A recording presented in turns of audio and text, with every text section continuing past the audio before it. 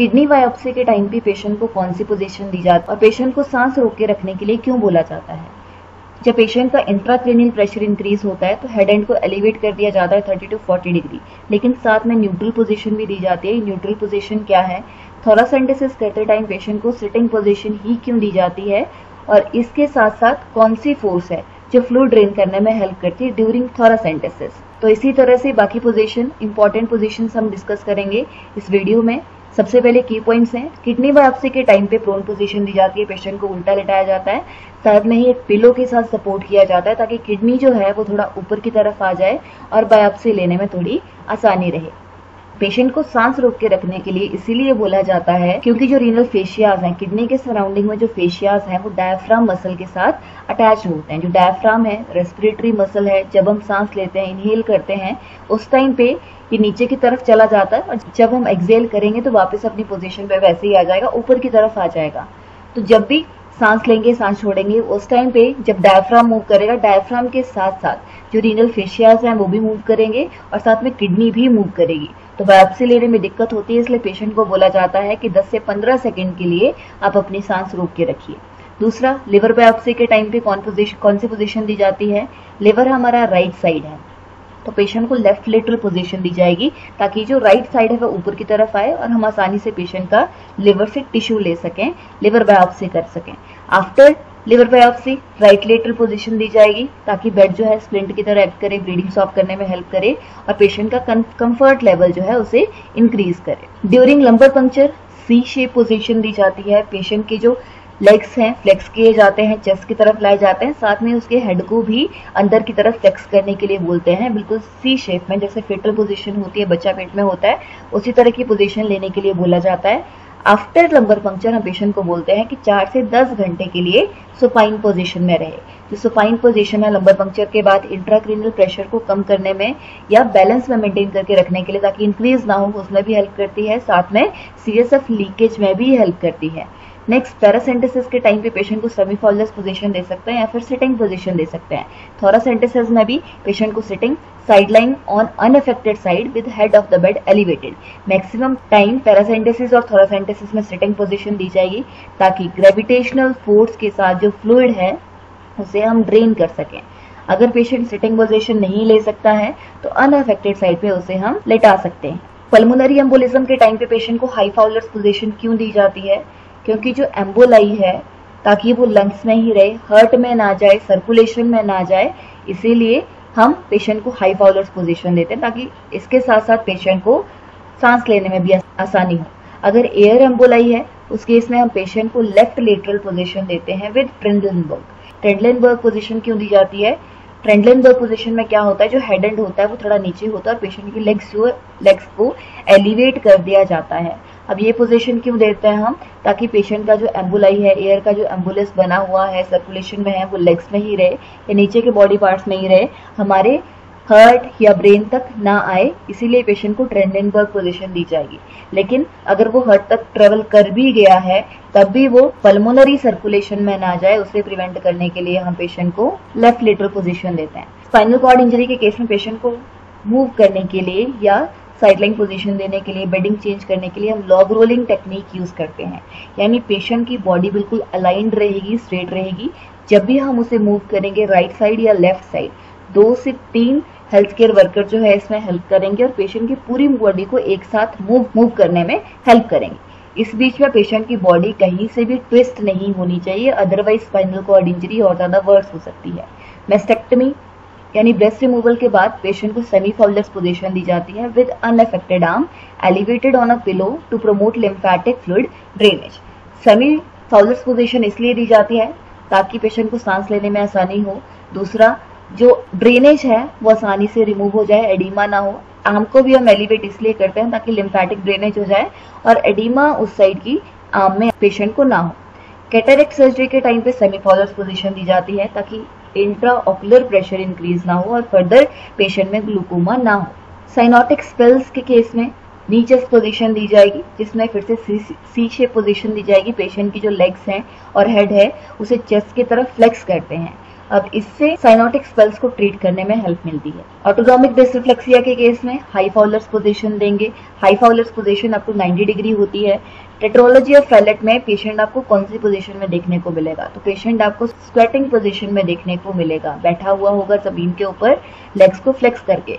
और आपको कौन सी पोजीशन देनी है, तो आपको इस पेशेंट में साइनोटिक स्पेल्स में टेट्रोलॉजी ऑफ फैलेट में नी चेस्ट पोजीशन देनी है। डिटेल में डिस्कस करते हैं। सबसे पहली पोजीशन है सुपाइन पोजीशन। इसी को हम बोलते हैं डॉर्सल पोजीशन और हॉरिजॉन्टल रिकम्बेंट पोजीशन। इसमें पेशेंट जो है अपनी बैक के ऊपर बिल्कुल फ्लैट लेटा होता है, उसकी लेग्स एक्सटेंडेड होंगी एंड अबडक्टेड होंगी, यानी थोड़ा आपस से थोड़ा दूर होंगी, बिल्कुल अटैच नहीं होती हैं।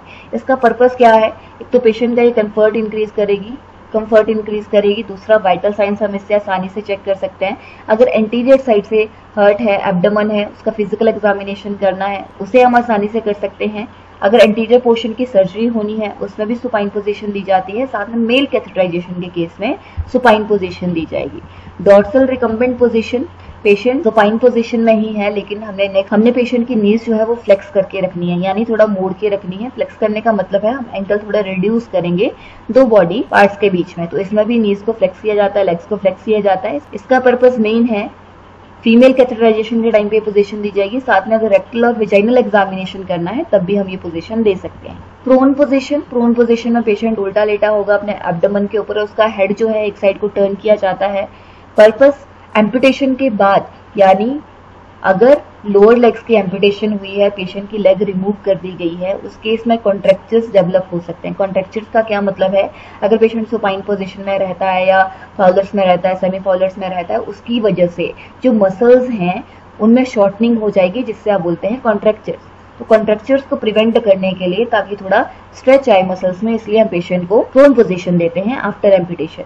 इसके अलावा अगर बैक की सर्जरी करनी है, ट्रीटमेंट करना है, एग्जामिनेशन करना है, उसमें यूज हो सकती है।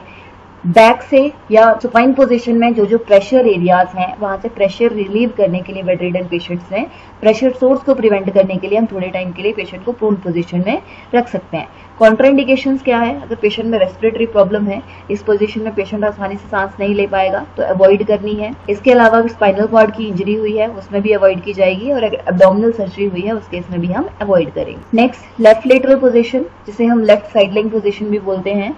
इसमें पेशेंट अपने लेफ्ट साइड लेटा हुआ होगा, जैसे कि आप इमेज में देख रहे हैं।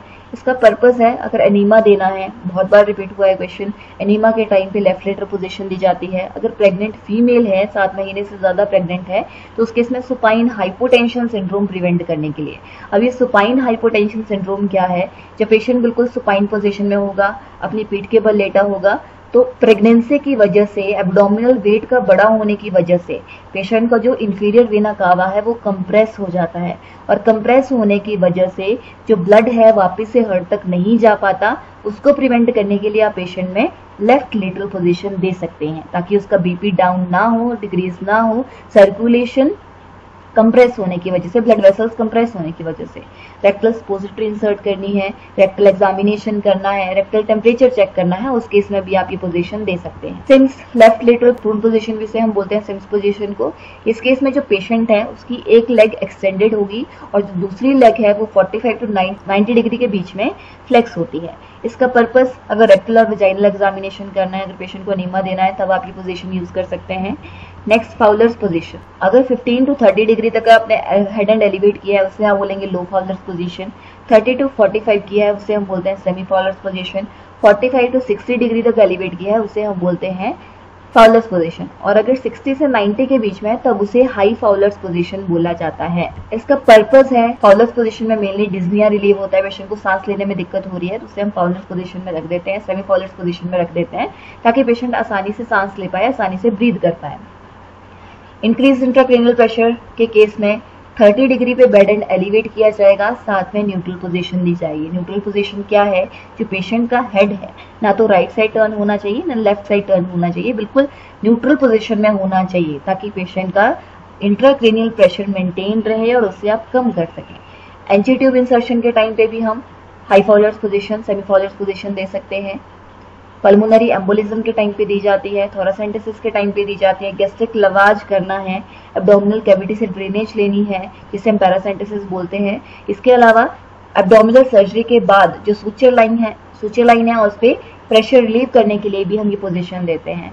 बैक और थाई मसल्स को रिलैक्स करने के लिए भी ये पोजीशन दी जा सकती है। कार्डियक और ऑर्थोपेनिक पोजीशन, इसमें पेशेंट के सामने कार्डियक टेबल होगा, उसके ऊपर पेशेंट झुका हुआ होगा। अब अगर आपसे पूछा जाए कि रेस्पिरेटरी कंडीशंस में कौन सी पोजीशन प्रेफर की जाती है, फाउलर्स या ऑर्थोपेनिक, तो दोनों में से ऑर्थोपेनिक पोजीशन राइट ऑप्शन रहेगा, क्योंकि ये पोजीशन ज्यादा हेल्प करती है डिस्निया को रिलीव करने में। सीवियर डिस्निया के केस में आप ये यूज कर सकते हैं, और कार्डियक प्रॉब्लम्स अगर किसी को हैं उसमें भी ये काम आती है। ट्रेंडलेनबर्ग पोजीशन में पेशेंट सुपाइन लेटा होगा, लेकिन उसका जो हेड एंड है उसके फीट से 30 to 40 डिग्री लोअर कर दिया जाएगा। कौन कौन से केस में ये पोजीशन दी जाएगी? अगर पेल्विक एग्जामिनेशन करना है, पेल्विक सर्जरी करनी है, पेल्विक ऑर्गन्स की सर्जरी करनी है, शॉक या हाइपोटेंशन को ट्रीट करना है ताकि ब्रेन की तरफ, हार्ट की तरफ ब्लड सप्लाई ज्यादा जाए लोअर बॉडी से, पोस्चरल ड्रेनेज करनी है, अलग अलग पोजीशन से के पेशेंट से ड्रेनेज की जाएगी, या वीनस रिटर्न प्रमोट करना है, लेग्स में बहुत ज्यादा ब्लड अकमुलेट हो रहा है, वेन्स में या एडिमा हो रहा है, वीनस ड्रेनेज को रिटर्न को प्रमोट करने के लिए भी ये पोजीशन दी जा सकती है। कॉन्ट्रा इंडिकेशंस क्या क्या है? अगर पेशेंट का इंट्राक्रेनियल प्रेशर बढ़ा हुआ है तब ये पोजीशन बिल्कुल ही कॉन्ट्रा इंडिकेटेड रहेगी, क्योंकि और ज्यादा इंट्राक्रेनियल प्रेशर को इंक्रीज कर सकती है। हेड और स्पाइनल इंजरी है उस केस में भी कॉन्ट्रा इंडिकेटेड। रिवर्स ट्रेंडलेनबर्ग पोजीशन, अब ये ट्रेंडलेनबर्ग की रिवर्स पोजीशन है, यानी पहले हमने हेड एंड डाउन किया था, अब हम हेड एंड को एलिवेट कर देंगे, लेकिन इसमें पेशेंट की पूरी बॉडी को साथ में मूव किया जाता है। गर्ड के केस में पोजीशन दी जा सकती है गैस्ट्रोइसोफेजियल रिफ्लक्स डिजीज, जिसमें गर्ड यानी पेट का कंटेंट जो है वापस रिगर्जिटेट होके माउथ की तरफ आ रहा है, उस केस में ऐसा ना हो, उसको प्रिवेंट करने के लिए पोजीशन दी जा सकती है। लिथोटमी पोजीशन में पेशेंट सबसे पहले सुपाइन पोजीशन में होगा, उसके बाद उसके हिप्स और नीज को फ्लेक्स कर दिया जाएगा 90 डिग्री पे, और फीट को सपोर्ट दिया जाता है स्टिरप्स की हेल्प से। पर्पस गायनेकोलॉजिकल एग्जामिनेशन करना है, ट्रीटमेंट करना है, या यूरिनरी सर्जरी करनी है पेशेंट की, नॉर्मल डिलीवरी के टाइम पे, ऑपरेटिव डिलीवरी के टाइम पे ये पोजीशन यूज की जा सकती है। नीचेस्ट पोजीशन का दूसरा नाम भी पूछा जाता है, इसे हम गेन्यूपेक्टोरल्स पोजीशन भी बोलते हैं, मुस्लिम्स पोजीशन भी बोलते हैं। इसमें पेशेंट प्रोन लेटा होगा, लेकिन उसकी नीज और चेस्ट को फ्लेक्स कर दिया जाता है। पर्पस सिग्मोइडोस्कोपी, रेक्टम को इनस को विजुअलाइज करना है, रेक्टम वेजाइनल एग्जामिनेशन करना है। पोस्टमार्टम एक्सरसाइज में भी आती है, साथ साथ में एब्डोमिनल मसल्स को रिलैक्स करने के लिए भी दी जा सकती है। नेक्स्ट रोज पोजीशन में जो पेशेंट की नेक है उसे हाइपर एक्सटेंड कर दिया जाता है, यानी गर्दन को पीछे की तरफ मोड़ देंगे आप। अब नेक को हाइपर एक्सटेंड कौन कौन से कंडीशन में किया जाएगा? अगर आपने टॉन्सिलेक्टमी करनी है, टॉन्सिल्स को रिमूव करना है, थायरॉइडेक्टमी करनी है, थायराइड ग्लैंड को रिमूव करना है, एडिनेक्टमी करनी है, एडिनॉइड्स जो होते हैं गले में टिश्यूज, लिम्फेटिक टिश्यूज, उनको रिमूव करना है, यूगुलोप्लास्टी करनी है, उसके इसमें आप ये यूज कर सकते हैं। वॉल्चर्स पोजीशन में पेशेंट सुपाइन होगा, लेकिन उसकी जो लोअर एक्सट्रीमिटीज हैं, लेग्स हैं, उन्हें नीचे की तरफ लटका दिया जाता है एज ऑफ द मैट्रेस से। पर्पस ब्रीच प्रेजेंटेशन है, फोर्सेप्स डिलीवरी है, या पेरिनियम को रिलैक्स करना है थोड़े टाइम के लिए, उस टाइम पे ये पोजीशन दी जा सकती है। जैक नाइफ पोजीशन, इसमें पेशेंट का हेड और लेग दोनों ही लोअर होंगे देन हिप के कंपैरिजन में दोनों को ही नीचे की तरफ रखा जाएगा। पर्पस कॉकिंग से रेक्टम की सर्जरी करनी है, उसके इसमें आप यूज कर सकते हैं। स्टैंडिंग पोजीशन और इरेक्ट पोजीशन, पेशेंट बिल्कुल सीधा खड़ा होगा। पर्पस अगर पोस्चर बैलेंस आपने असेस करना है, पोस्चर मेंटेन कर पा रहा है, बैलेंस मेंटेन कर पा रहा है, गेट कैसा है पेशेंट का, वो देखने के लिए। इसके अलावा ऑर्थोपेनिक और न्यूरोलॉजिकल एग्जामिनेशन में भी हेल्प करेगी। सिटिंग पोजीशन में पेशेंट बैठा हुआ है, वाइटल साइंस आप असेस कर सकते हैं। पेशेंट का फिजिकल एग्जामिनेशन करना है, हेड असेस करना है, नेक असेस करना है, interior and posterior thorax assess करना है, उस केस में आप पेशेंट को सिटिंग पोजीशन दे सकते हैं। So thank you for listening. I hope कि वीडियो आपके लिए यूजफुल रहा होगा। अगर इससे आपको इन्फॉर्मेशन मिली है, यूजफुल रहा है, तो काइंडली हमारे चैनल को लाइक, शेयर और सब्सक्राइब करें।